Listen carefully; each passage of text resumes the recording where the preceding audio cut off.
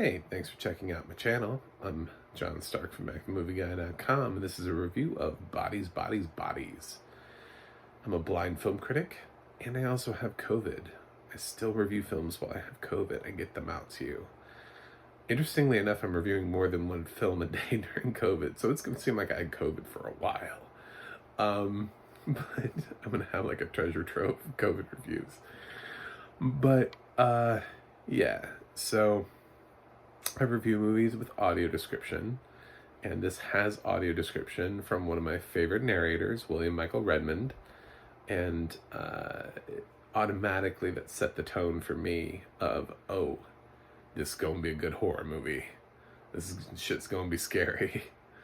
We don't put William Michael Redmond on kids' films for a reason, because he would send them running from the room crying. They'd be like, "Mommy, I don't understand why that man was so angry during Pocahontas." You know, yeah, he's great in a certain genre of films.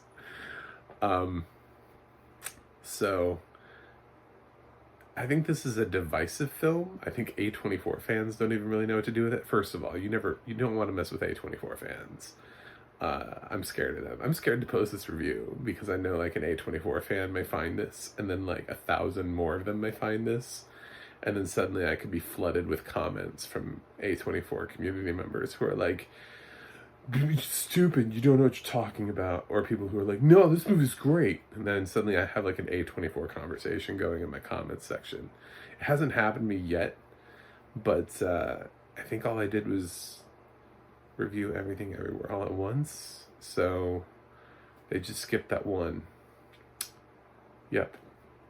So let's hope. Although the coverage would be great, but yeah, this is a divisive film. I've seen conversations where people are like, "This movie's awesome, it's in my top 10 for the year," and other people are like, "It's the worst A24 film I've ever seen." So there's a spectrum. For me, I kind of knew what the gimmick was, so I was kind of looking for how that played out and how they were going to explain it, how they were going to lay it all out. I don't intend on spoiling anything, but I'm just acknowledging the fact that I did go into Bodies, Bodies, Bodies with the understanding of what it was and why some people didn't like it, and I wanted to make up my own opinion about it. And basically, the spoiler-free version of Bodies, Bodies, Bodies is that a group of wealthy, millennials, post-millennials, Gen Zs, I don't know what you want to call them, obnoxious insta-whatevers, gather in this house together during a hurricane to ride it out. And they're partying, and they're all friends, and then one of them is like, "Ooh, we should play a game. We should play Bodies, Bodies, Bodies." And they explain the game pretty well, and then, one of them is like, "Every time we play this game, something always happens."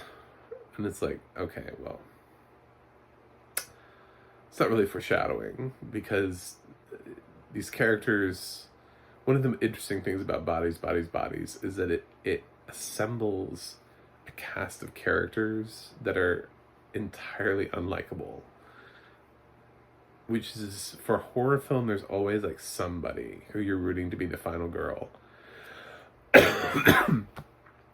Sorry, COVID. In this film, the closest thing to that is Maria Bakalova from Borat's subsequent movie sequel, who, I should say Academy Award nominee, Maria Bakalova. So, but her character makes a decision early on that instantly made me go, I don't know. I don't know if this girl's my hero. And I felt that way about like everybody. Like, there wasn't a single character that I was like, man, I hope this person makes it to the end. I was kind of like, all right, well, this is like watching a whole bunch of people that you actually would not mind seeing die get killed off one by one. This is just not Um, so they start playing this game, and slowly things start happening.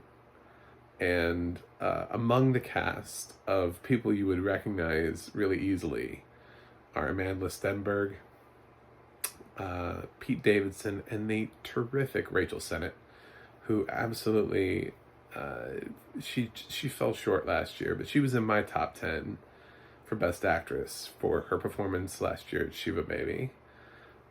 So I have high hopes for her in the future. I think she's a terrific actress. So I was glad to see her again here.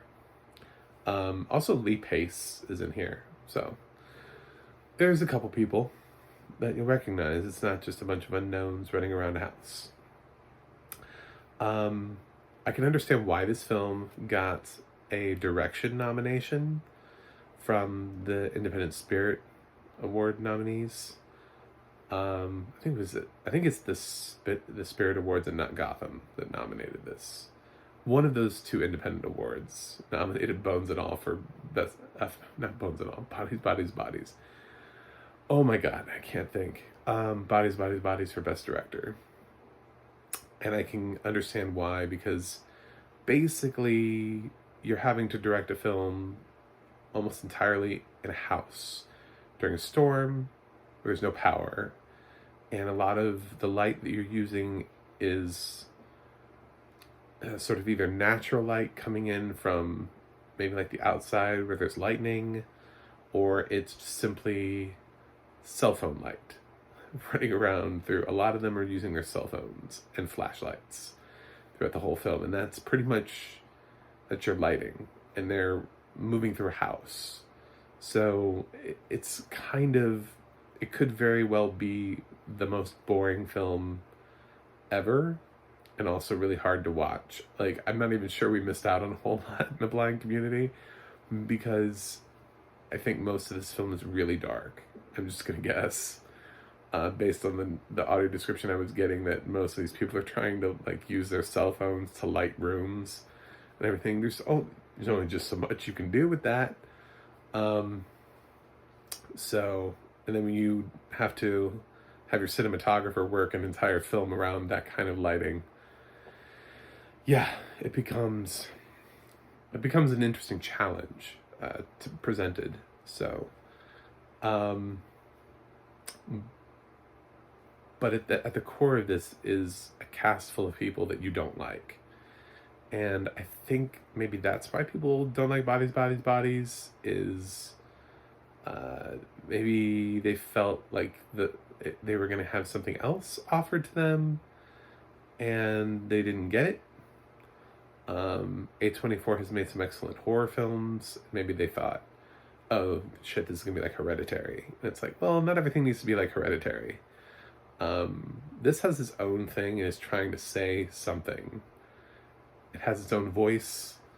It has its own purpose. It asks you the question of what happens if everyone in the film is obnoxious to some degree. If you don't like anybody in the film, what do you do with the film?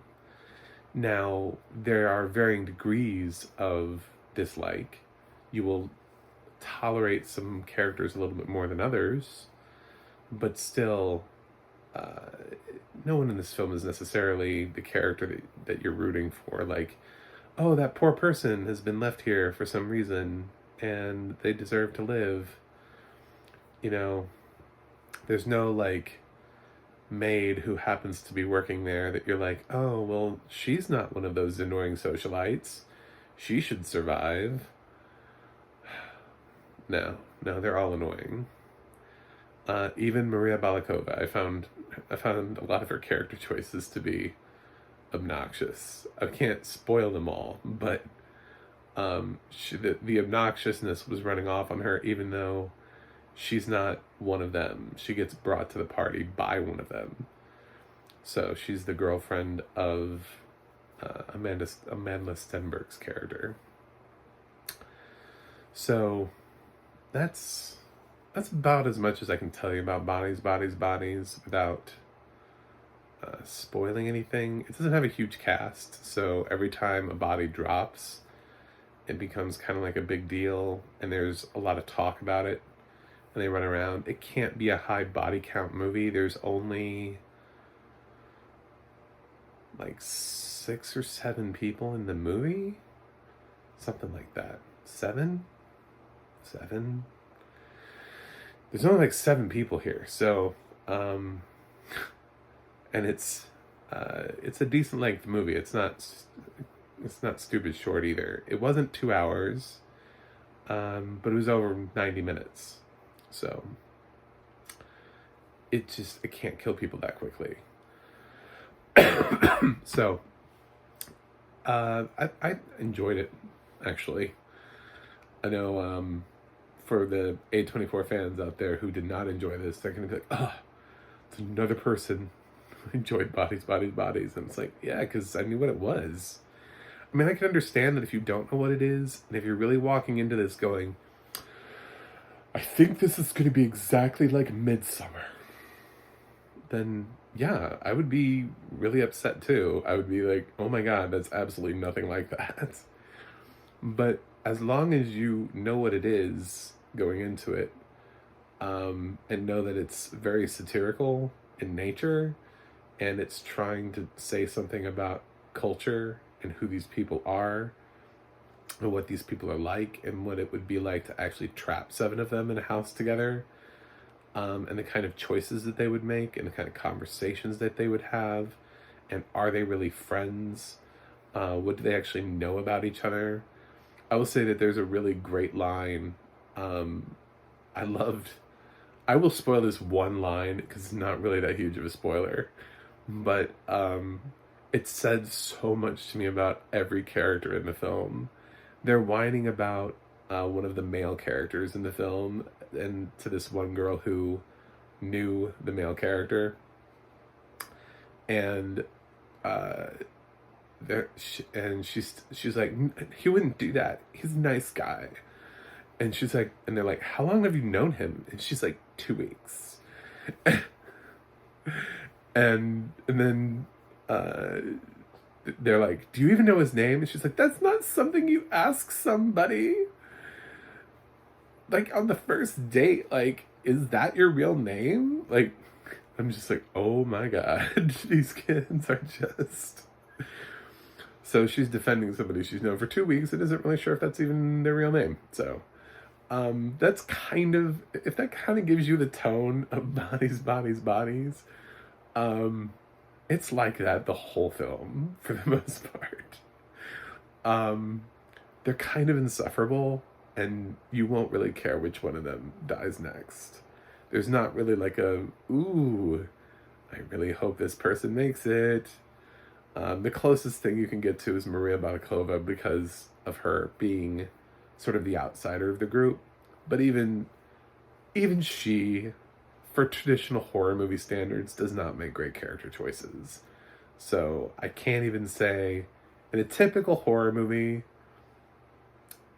I would not have rooted for her. If these were regular horror movie characters, if she was suddenly implanted into like a Scream franchise... No, I'm sorry. I'm sorry she'd have to die. Her character is not smart enough to survive a normal horror movie. But this film, I don't know, somehow she comes out on top. It's a little like Tucker and Dale versus Evil if Tucker and Dale were not there. And somehow the rest of those guys still managed to all die. That's kind of the vibe you're going to get here. Because that was a little bit of a send-up on stupid people doing stupid things. But I thought it was enjoyable. It's my favorite film of the year now. It's not my favorite horror movie of the year, but I got what it was trying to do. Yeah, it was fine. I don't hate it. Generally, I would recommend it. So... like I said, the audio description is William Michael Redman. He does a great job. And he does a great job also trying to capture one of the few things we ever really get, which is a note at what sort of the cinematography looks like. There are shots that are sort of described, lots of lighting references, because the house doesn't have any power, so they're either running around with flashlights or cell phones. It's amazing how long these cell phone batteries last in this movie. But they do make a lot of notes of that, about that, in the audio description, which was nice. So you get an idea. This film is probably pitch black. And yeah, I enjoyed it. I always enjoy William Michael Redmond's narration on films that are meant to be of the horror genre, which Bodies, Bodies, Bodies qualifies.